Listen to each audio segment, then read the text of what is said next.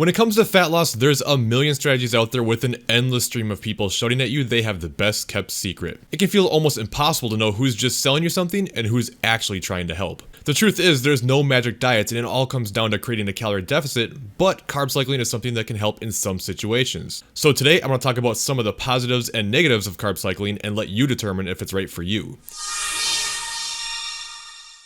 Hey, this is Colin DeWay. If you want to master your metabolism and create forever results, start that process now by subscribing and click on that bell notification so you don't miss anything. Alright, I want to dive deep into carb cycling today, so make sure you stick around to the end of the video because I'm going to not only explain what carb cycling is, but I'm going to show you different examples of it. I'm going to show you exactly how to set up each example for yourself and explain in which scenarios it will make the most sense for you.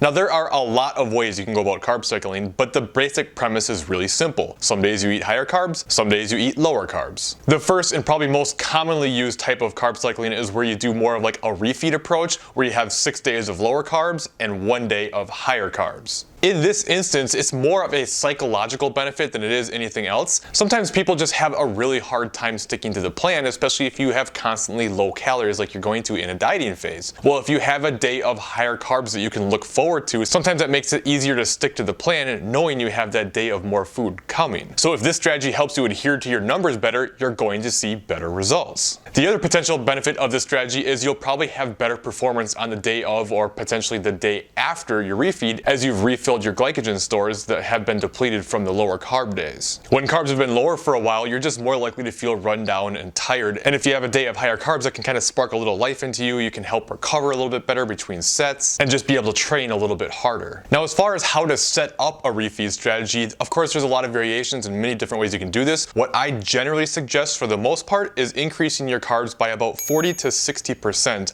on the day of your refeed. Now, I know some people will say to do more and even upwards of like 70%, even up to 100% more carbs on refeed day. I just have found that seems to be a little bit too much for the majority of people, but of course everyone's different. Now, when it comes to cutting, carbs are by far the most variable macro. However, we could potentially make some small changes in protein and fats as well. And for me personally, if someone's above 1 gram per pound of body weight in protein, I'll usually drop their protein either maybe by about 10 grams or even all the way down to whatever 1 gram per pound is for them, because carbs are protein sparing, so you don't need as much protein when carbs are higher. I'll also sometimes increase fat by maybe 5 to 10 grams just because it does help with digestion and it allows for a little bit more flexibility in your diet as well. One thing that's always important to remember, however, is that with this strategy or any strategy we take, everyone's a little bit different. Some clients of mine respond really well to a refeed and even oftentimes we'll see a drop in the scale after them. Other people seem to gain when they have a refeed and have a really hard time bringing it back down again. For some people, having a refeed approach will help them adhere to their diet better, having extra calories.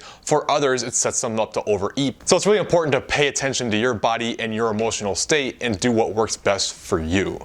As far as what day to do the refeed, I usually typically just say whatever day you look forward to having more calories the most to be able to enjoy more food. However, if you want to look at it from a performance standpoint, then the day before whatever your toughest workout will be is probably the best day to do it, or potentially the day of if you work out later in the day. Now, for this next carb cycling approach, one thing we need to keep in mind is dieting does have an impact on our hormones and our metabolism. The more we diet, the longer we diet, the more aggressively we do things, the more this is going to have an impact. However, it doesn't appear that a single day refeed does anything with regards to improving our actual hormones, but research is starting to show that multiple day refeeds could have a positive impact on things like hormones and your metabolism. So the carb cycling approach of doing 5 low days of carbs with 2 high days of carbs not only still has the mental benefits of a single day refeed, but it could have positive impacts on hormones and metabolism, as well as help with sleep and recovery. Not only that, but anytime you've been lower carb for a while, you're just eventually going to start feeling pretty run down and tired. And with this, we tend to just kind of lay around more and aren't as active on a day-to-day basis. So multiple day refeeds not only help with the physiological side of things, but it also can help you just feel better and probably burn more calories just because you're going to be a little bit more active. Keep in mind, with the double refeed approach, the 2 refeed days need to be consecutively if you want to get the hormonal benefits from it. So doing like a 3 low, 1 high, 2 low, 1 high approach wouldn't don't give you that same benefit. I've personally found this to be a pretty good strategy a lot of the time, especially after you've been cutting for a while and you're feeling the effects of dieting more. In fact, this is the exact approach my coach Paul Ravella has me doing right now as I'm in contest prep. And for the most part, despite being almost stage lean, it's kept me in a pretty good place with regards to energy and hunger. Plus, it's nice to have those 2 days of higher calories. Setting up a double refeed is pretty much the same as a single refeed, where you increase your carbs by around 50%, but obviously you're doing it for 2 days instead of 1.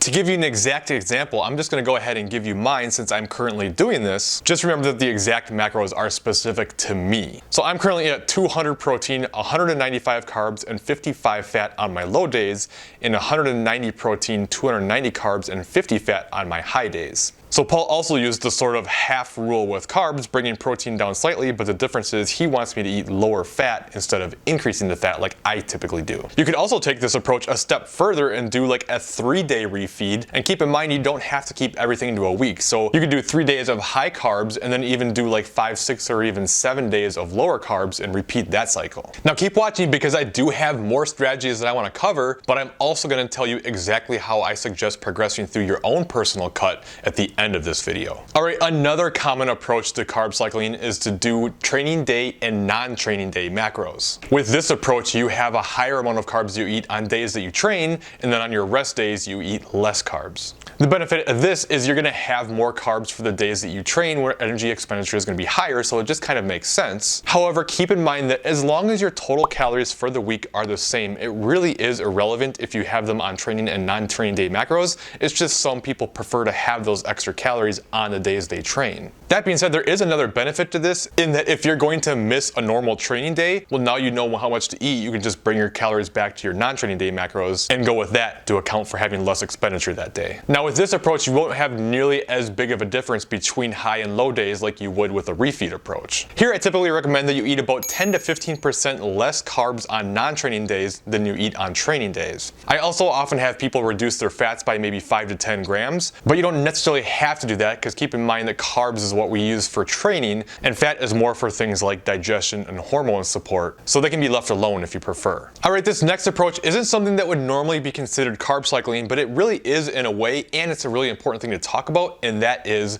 diet breaks. This is where you bump up your carbs to around refeed levels, maybe even increase your fat by a little bit, like 5 to 10 grams, and you do this for an entire week or even multiple weeks. This is where you really see the benefit of improved hormones, improved metabolic rate, and keeping yourself in a good place metabolically for the duration of your cut. Implementing frequent diet breaks not only keeps you in a better spot to be able to better burn fat throughout your cut, but it also has the mental benefit of being able to enjoy more food and not feeling like you're on the grind all the time. Diet breaks can also be really helpful with regards to helping hunger, not only during the diet break, but throughout your cutting phase as well. And research has shown that taking frequent diet breaks helps burn more fat when you're on the actual cutting macros. Alright, this next carb cycling approach is the one that typically most people probably think about when it comes to carb cycling, and that is eating a different amount of carbs every day of the week, or at least most days of the week. Honestly, I almost never use this approach. That doesn't mean it's a bad thing, but I find the body does better with more consistency. Pretty much the only times that I'll implement a strategy like this is if someone has been dieting for a very long time. Usually they're extremely lean or been really low calorie and high cardio for a while and just can't see results. Especially when someone's really lean, this is when more non-traditional forms of dieting can sometimes be a little more effective. So if you're in a spot where you've been grinding really hard and calories are to the point where you can't drop them anymore, you can't really do any more cardio, and you're completely stuck, and you're already taking diet breaks and it's not helping, then this can be kind of like a last-ditch effort before just stopping the process and going into your reverse diet. Here, what you can do is you can either front load or back load your carbs and then either taper them down or slowly raise them up. For an example, maybe you start with a higher carb day of 240 grams of carbs, and then the next day you eat 200 grams of carbs, and then the next day you eat 160 grams of carbs, and then 80 grams of carbs. You may even spend a day or two at like 40, 50 grams of carbs, and then cycle it back. The big drawback to this is it's complex, it has a lot of variables, and it's kind of harder to stick to the plan, so it's not very sustainable. But sometimes if you're just totally stuck and you're already pretty lean, it can help get things going again, but you have to realize it's temporary. All right, now what I want to do is take you through kind of like a typical progression through carb cycling from the beginning stages to an end to see the best results possible throughout. First, I want to make sure you understand that unless you're already pretty dang lean, I still think that total macros for the week should be equated whether you're carb cycling or not. Some people just like the simplicity of keeping things the same and having the same macros every single day so you don't really have to think about it, and if that's you, that's totally fine. And in all honesty, this is what I typically recommend when you start a cut anyway. I typically find when starting a cutting phase that if you do a refeed approach, sometimes that high day can kind of work against you. In a complete non-scientific type of analysis here, it's almost like the body just thinks, hey, the calories are still kind of high, I don't have to get rid of fat yet. So I usually recommend waiting at least 2 weeks before implementing a refeed approach, and then at that point, if you want one just for the psychological benefits, then you can add one in. Just remember, you do want to equate calories in this instance, so say for instance you want to eat an extra 300 calories for your refeed day, then you would need to take away 50 calories from the other 6 days of the week to do that. Then I usually recommend writing that out. As long as things are working and going okay, we want to keep the more complex stuff for later on in the diet when things get a little bit more difficult. So the next approach would be the double refeed approach, and there's nothing wrong with doing it earlier if you like it and want to do it. I just personally like to save it for when things get tougher, but some people just do really well with it, especially with the metabolic and hormonal benefits, so you can implement it sooner if you like. From there, it's about taking more frequent diet breaks, maybe trying some triple refeed approaches, and just doing different strategies to try to keep your hormones and metabolism in as good a spot as possible to keep your body from fighting you the best you can, because it's going to. By the way, you can take diet breaks whenever you want to, right? You don't have to wait until things get really difficult and wait till way down the line to do so. They're still beneficial at any point to help kind of keep the suck to a minimum and to keep your body in as good a spot as possible. Then from there, the last ditch effort is the daily carb cycling method. And again, I almost never recommend this except for in extreme scenarios, or if you have just found that it works really well for you and your body, then by all means, do it if you like it. Now, something that's super important to make sure you set yourself up for a successful fat loss phase is to not only know how to set up your initial macros, but also how to make adjustments as your body does adapt. So make sure you check out this video and I'll show you how to set up your initial macros and how to make adjustments as your body hits plateaus. If you're interested in getting online coaching so you can take the guesswork out of it, then just go to the website in the description below, callandawaytraining.com, and apply under online coaching, and I'll see you next time.